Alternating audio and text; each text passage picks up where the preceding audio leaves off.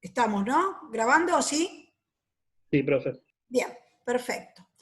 Bueno, vamos a iniciar entonces esta clase y quiero que sepan todos, antes de empezar, que yo considero que esta es una de las clases más importantes que vamos a tener. Tal vez de acá en adelante vengan todas clases muy significativas. Y acá, claramente, bueno, ustedes saben, yo siempre, a lo largo de la docencia, he tomado posición, y en este caso, bueno, soy un poco más rigurosa en adoptar una actitud. Yo considero que en nuestro país es terrible lo que pasa con la enseñanza de la historia. Primero, desde la década del 90, que se han eliminado año tras año cantidades de horas en función de quién sabe qué, porque supuestamente en función de matemática y lengua, y ya sabemos cómo están los chicos en matemática y lengua, pero historia se enseña cada vez menos. Como se enseña cada vez menos, se hace un mix de contenidos que termina siendo menos que un villiquen, ¿no? No sé si existe el villiquen todavía, pero era la revista infantil que teníamos nosotros con las figuritas de los patriotas. Yo considero que es una vergüenza que no se sepa la historia nacional. Es difícil, es complicado no saber historia, porque no nos permite poder articular con el presente y adoptar una decisión, una reflexión, pero más historia argentina. Hoy la mayoría de los chicos no tienen idea de lo que es el 25 de mayo, el 9 de julio, es todo lo mismo. Es más, ni idea de historia fáctica, ni siquiera idea de procesos, ni de momentos, ni de sujetos. Entonces yo entiendo que la historia argentina tiene que ser para ustedes una prioridad. Yo entiendo que tienen materias muy importantes, yo no voy a subestimar nada, pero yo le voy a dar a esta materia el valor y la intensidad que entiendo que tiene que tener. Por eso me ofrecí a hacer esto con ustedes, a trabajar hasta mayo y a trabajar el tiempo que podamos. Yo no tengo problemas en conectarme otros días, en otros momentos, pero entiendo que la historia argentina la tienen que saber, y la tienen que saber enseñar, por dos razones. Primero, porque somos ciudadanos argentinos, y no puede ser, si yo los invito a ustedes a jugar un partido de básquet, lo primero que me van a preguntar es con qué reglamento jugamos. ¿Cómo puede ser que nadie se pregunte con qué reglamento jugamos a ser ciudadanos? La verdad, me parece dramático. Entonces, para mí, la historia, nada menos que de la formación del Estado Nacional Argentino, una historia para la cual dieron la vida muchas personas, muchas que conocemos por la historia y muchísimas anónimas. Me parece que tiene que saberse con la profundidad y la intensidad que requiere esta historia, ¿no? Esta es mi posición y se las quería decir hoy porque, bueno, hoy empezamos el proceso revolucionario. Y espero que compartan esta posición, porque no quisiera, no sé, adoptar una decisión unilateral.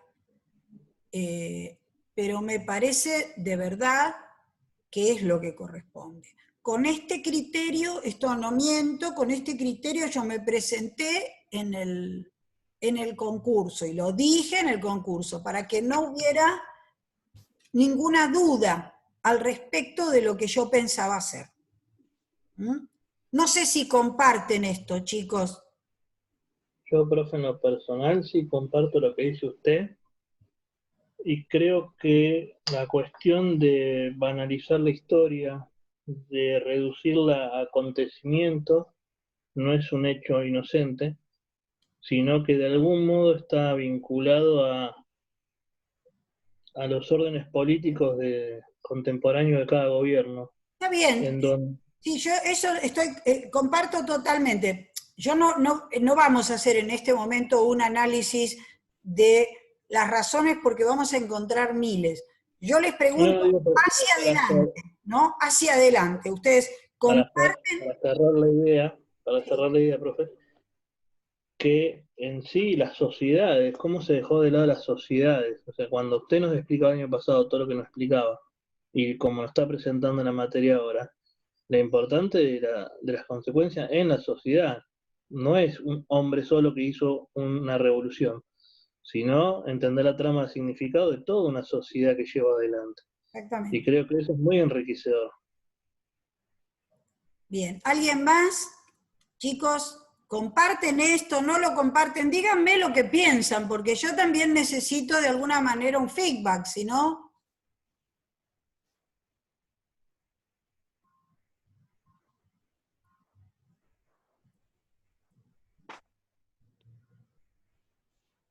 Nadie. Hola, profe. Mi nombre, Sí, yo, Hugo Bazán. Hugo Bazán. sí, Hugo, sí, Eh, sí. bueno, yo empecé a estudiar historia en realidad por la historia argentina, porque me parece muy atrapante y más bueno, porque soy un ciudadano argentino. En realidad, bueno, ese fue lo que a mí me llevó a que me metiera a estudiar en el profesorado. O sea que compartís esta idea, esto es lo que yo quiero. O sea, hay Sí. alguien que a lo mejor, no sé, le parezca que esto es excesivo, que... Díganme la verdad, chicos, porque yo necesito eh, tener en claro cuáles son los criterios que ustedes manejan, ¿no? ¿Están de acuerdo todos en trabajar de manera intensa estos periodos? Sí, profe. Sí, profe. Bueno, Sí, por mi parte también, profe.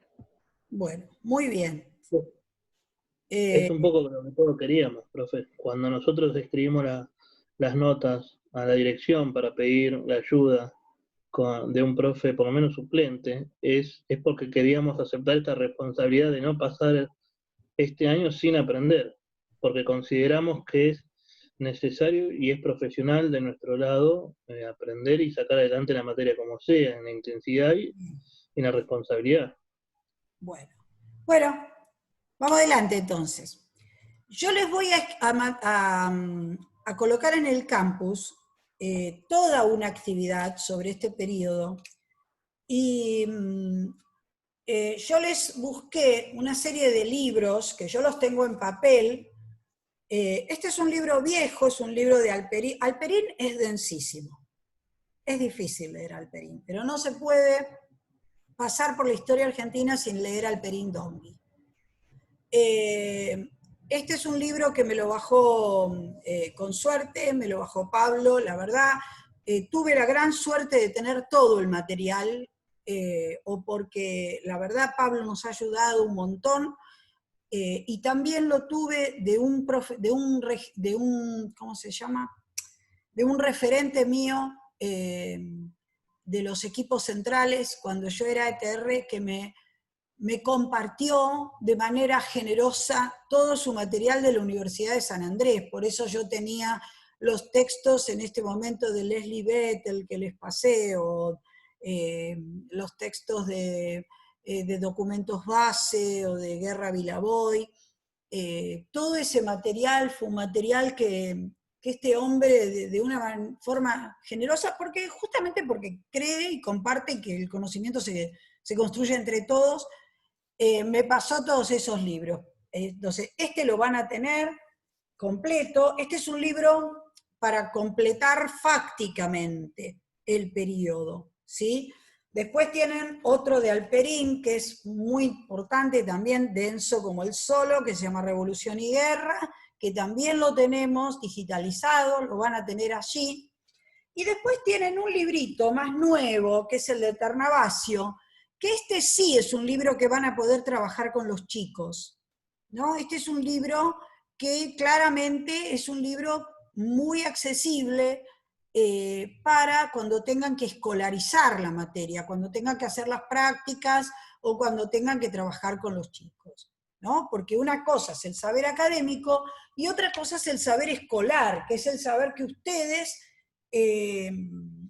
van a construir para los chicos. Pero el saber escolar nunca puede estar separado del saber académico. El saber escolar siempre, de alguna manera, tiene que estar sustentado por un saber académico. No es que al chico se le puede dar cualquier cosa.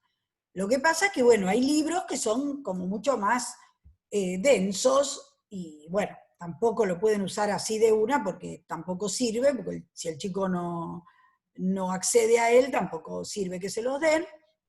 Entonces van a tener algunos libros que son más potables y otros menos, pero la idea es que ustedes los conozcan todos, ¿no? Y después deciden qué es lo que van a hacer, o qué es lo que van a hacer con las prácticas. Bueno, esto es con respecto a los textos, ¿sí? Yo ahí les voy a poner todo, así que van a tener toda la guía y van a tener el material. Segundo tema, ¿cómo lo vamos a abordar? Bueno, en esto yo también innové este año, he incorporado esta forma de abordaje que me parece como mucho más, más intensa y mucho más profunda, que es la trialéctica. Es trabajar al mismo tiempo de manera compleja y simultánea el espacio como espacio vivido, o sea, el espacio que la gente siente que tiene, que no es lo mismo que el espacio que se diseña en un escritorio, ¿no? O sea, el espacio vivido es el espacio que la gente vive realmente, lo siente en su vida, más allá de que sepa hasta dónde llega una línea fronteriza. El espacio percibido es el que además nosotros podemos comprender, percibir, ahí sí, un mapa es importante. Y el espacio concebido tiene que ver con cómo se distribuye un espacio, tiene que ver ya con las políticas, ¿no? Es decir, cuando el Virreinato del Río de la Plata decide reorganizar espacialmente esos territorios, en realidad está haciendo una distribución política que no necesariamente se corresponde con los espacios vividos, ¿verdad? Que no necesariamente tiene que ver con lo que esa gente, esa socialidad, construyó en ese espacio. Sin embargo, esa concepción de ese espacio virreinal tiene que ver con una concepción política imperial, ¿no? De cómo comprenden la colonización los Borbones, cómo comprenden la idea de imperio los Borbones, y por lo tanto, cómo lo distribuyen. Es una distribución administrativa, fundamentalmente, que tiene un valor puramente de control, de centralización del poder y fundamentalmente de obtención de recursos, fundamentalmente impositivos. ¿Sí? Por eso la presión impositiva más toda la redistribución espacial va a tener consecuencias muy significativas en las resistencias, como por ejemplo la resistencia de Tupac Amaru, que no tiene tanto un valor, si bien hay un valor étnico que se reivindica, en realidad, detrás de eso hay una presión impositiva que de alguna forma moviliza estas resistencias, como otras. Entonces, cuando yo hago una nueva configuración espacial, desde un poder político, estoy hablando del espacio concebido.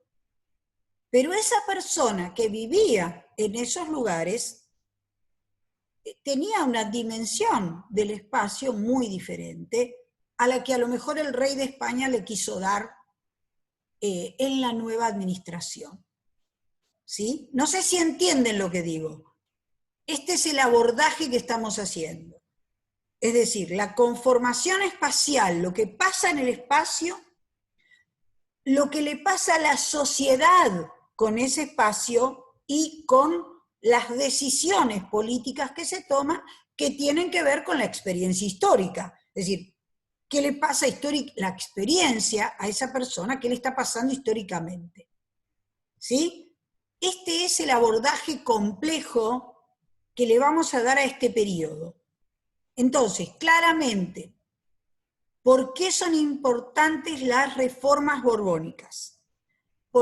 Primero, porque hay una nueva dinastía gobernando, una nueva dinastía que tiene una concepción del poder mucho más centralista y que además se propone una acentuación del control y podemos decir, una presión colonial diferente. En este momento se habla de colonia y metrópoli, aun cuando no se cambia la legislación de incorporación de territorios, que es lo que yo les expliqué. Esto nos va a dar pie para lo que después vamos a ver. Entonces, todas estas reformas, les digo esto porque durante mucho tiempo se desconoció la resistencia a las reformas. Se hablaba de las reformas y se desconocía la resistencia. Bueno, hoy sabemos que esto se resistió justamente porque claramente había autonomías y gobiernos locales que no estaban dispuestos a ceder esos poderes. ¿Por qué es importante esto?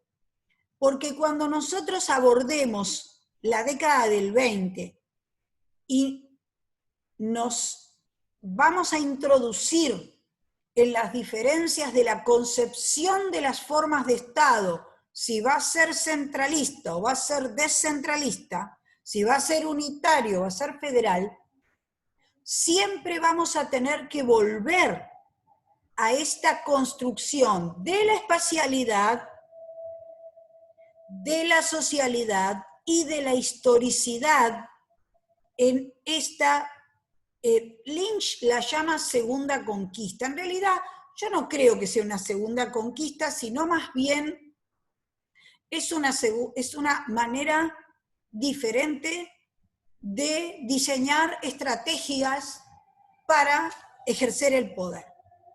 ¿No es cierto? Es una forma diferente de gobernar, claramente. El virreinato del Río de la Plata va a ser un virreinato muy particular. Primero porque va a separar nada menos que la zona productora de plata, que es el Potosí, del virreinato del Perú.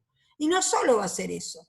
España va a hacer que Buenos Aires se habilite como puerto para comerciar directamente con España.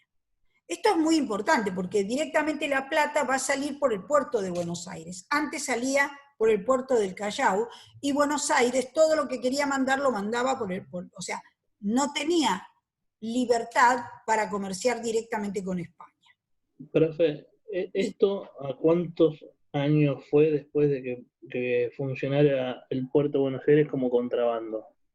¿Pasaron muchos años? ¿Fue antes, después? No. Este es el momento en que el puerto de Buenos Aires, además de hacer esto con España, va a viabilizar el contrabando, porque también es el momento donde Inglaterra va a empezar a incursionar en el Atlántico Sur. No por casualidad, Inglaterra se apropia de las Malvinas a fines del siglo XVIII y después se las devuelve a España.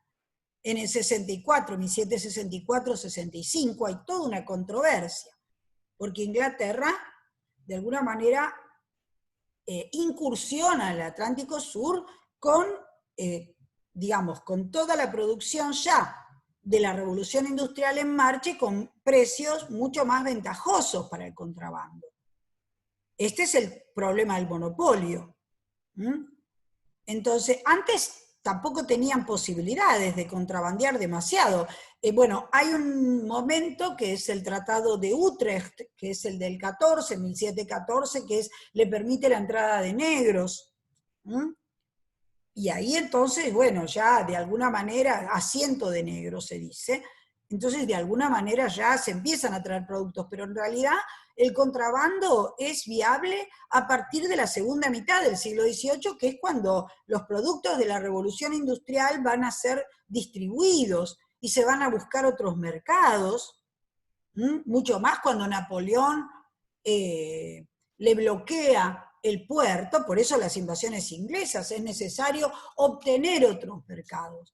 Entonces claramente se va a dar el contrabando. O sea, se daba el comercio con España, ¿sí? Donde se le enviaba plata, donde se enviaban cueros, a cambio de productos. Lo que pasa es que el producto que viene de España, ya lo dijimos el otro día, viene con un sobreprecio muy grande, que es lo que llamamos como monopolio. Y el contrabando le da la posibilidad de precios mucho más accesibles. Además, esto se completa con una posibilidad de comerciar las Américas entre sí, o sea, comercio interior, que antes solo se podía hacer de artículos primarios. Hoy se puede hacer, a partir del Virreinato del Río de la Plata, se puede hacer con manufacturas. Entonces, claramente Buenos Aires, el Virreinato del Río de la Plata, es decir, la creación del virreinato, la organización de las gobernaciones y de las intendencias, la va a beneficiar, sobre todo a los grupos comerciantes y letrados. Lo que pasa que con el virreinato viene el control de los peninsulares también. O sea, los funcionarios van a ser en su mayoría peninsulares. Entonces, esto es lo que, digamos, lo que trae resistencia. Porque de pronto los criollos podían dedicarse al comercio, eran letrados, todo lo demás, pero claramente las funciones más importantes, el virrey, la audiencia es el Tribunal de Justicia. Se crea la Audiencia de Buenos Aires en 1787, se crea la aduana, se crea el consulado, o sea, es importantísimo, pero a ver, muchas de esas instituciones están gobernadas por peninsulares. Algunas tienen algún acceso a los criollos, nos volvemos a conectar, chicos, si se corta. Tienen acceso los criollos, como por ejemplo Belgrano en el consulado, ¿no es cierto? Pero claramente hay tirantes y hay toda una, digamos, una redistribución al Perú, por ejemplo, le sacan nada menos que el Alto Perú. Le sacan la región minera, ponen una audiencia, la audiencia de Charcas, le ponen otra audiencia en Buenos Aires y de alguna manera van organizando, le ponen una universidad a Charcas. Eso va a ser muy importante porque allí van a estudiar muchos de los patriotas, Moreno, Castelli, y es muy interesante porque la Universidad de San Francisco Javier, así se llama, que todavía existe, va a ser una universidad con una mirada, bueno, de una gran apertura en muchos aspectos. Profe, ¿me puedo hacer una pregunta? Por ahí media tonta la pregunta. Pero vio que en España está dividido en reinos. ¿Solamente un reino vino a extraer, o sea, a conquistar? ¿Se apuntó solamente a un reino? ¿O había más reinos de España interesados en esto? No. Si bien España es, digamos, es un solo Estado, digamos, a los efectos de la organización económica. A los efectos de la organización jurídica, o sea, la dependencia es del Reino de Castilla, pero desde que los reyes católicos se unifican a partir de la Edad Moderna, funciona como un solo reino. No es que, digamos, todo esto era para Castilla en exclusividad. Es la corona española la que se apropia de las rentas americanas. Y América, aun cuando está dividida administrativamente, se entiende como un solo reino. Pero eso es a los efectos jurídicos nada más, a los efectos de incorporación de legislación, ¿sí? A los efectos, podemos decir, legales. Por eso lo vamos a ver ahora, esto es lo que se va a utilizar justamente desde la gente de Mayo, ¿no? Justamente se va a utilizar aquella vieja incorporación, pero claramente España, el tesoro español es uno, ¿no? Y digamos, la utilización de las rentas americanas para los gastos, sobre todo las guerras, todos los gastos de las guerras, lo utiliza la corona española. Acá no hacen diferencias, ¿eh? Es decir, para usar la plata la usamos todos. No es tonta la pregunta, muy bien. No, es correcto lo que vos decís. Lo que pasa que, dada la crisis, se va a apelar a un ardid jurídico, ¿no? Esto es lo que estamos diciendo. ¿Hasta acá estamos en claro lo que decimos? ¿Se entiende, chicos? Sí, profe. Bueno, muy bien. Sí. Si hay preguntas, me frenan y me preguntan, ¿eh? No me dejen seguir si no se entiende lo que digo. Entonces, en este contexto que estamos diciendo, de, por un lado, una decisión política de España de afianzarse como metrópoli, y sin cambiar el estatus jurídico, tratarnos mucho más como colonia en el control de la autoridad, por un lado. Por el otro lado, tenemos en América que hay nuevas subdivisiones que muchos no son aceptados porque hay localismos que se defienden, porque vienen tranquilos desde 3 siglos y ahora a estos se les ocurre venir a controlarnos, ¿no? Como decían al principio, Dios está muy alto y el rey está muy lejos.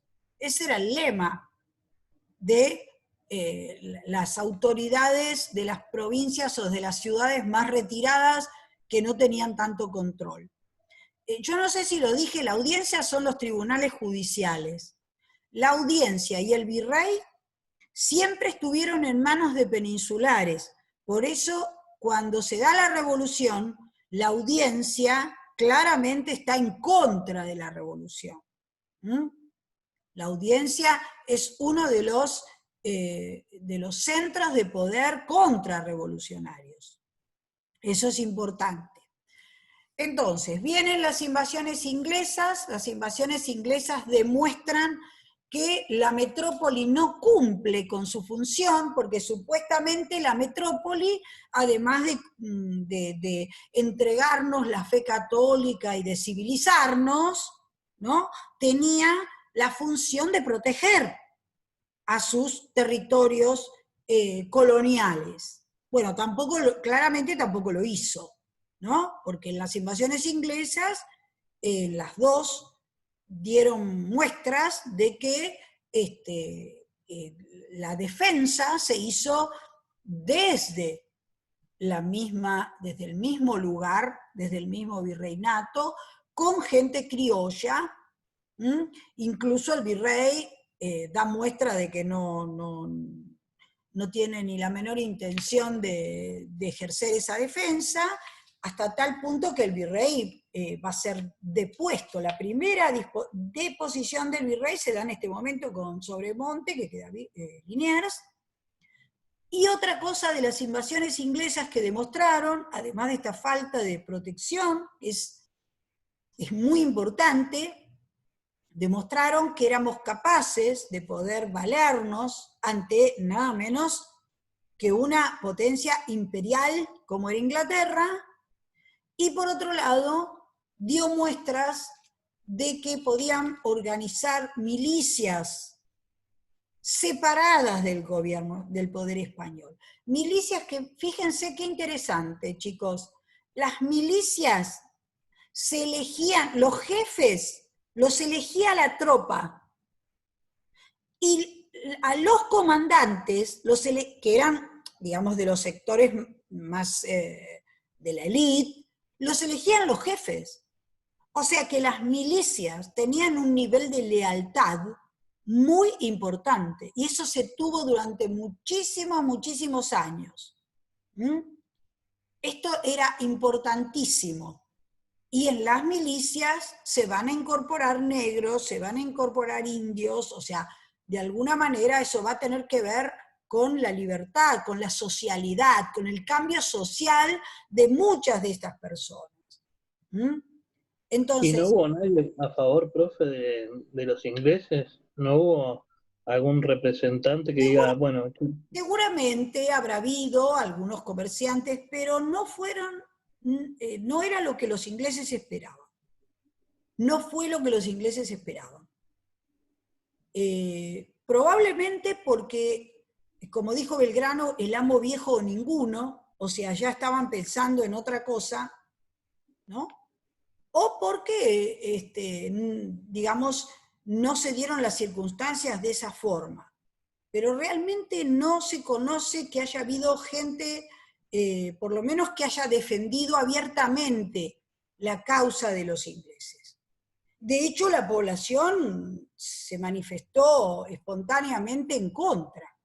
Las luchas en las calles son ciertas. Son ciertas. Y bueno, claramente eso marcó al pueblo de Buenos Aires.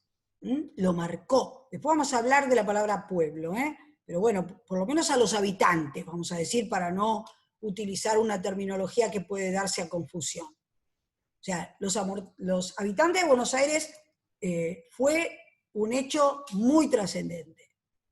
Está en la mayoría de las fuentes. Yo no sé cómo hacer con las fuentes con ustedes, porque hay un montón de cosas que quiero darles, pero no sé cómo digitalizarlo. Bueno, eso después lo vamos a ver. Entonces, vamos a un... ¿Cuánto nos queda, chicos? ¿Me dicen? ¿Saben ustedes? Menos de un minuto.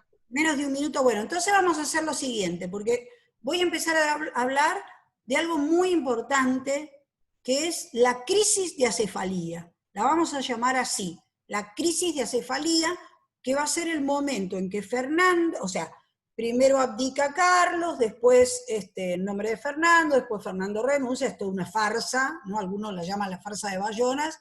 La cosa es que Fernando queda preso en Francia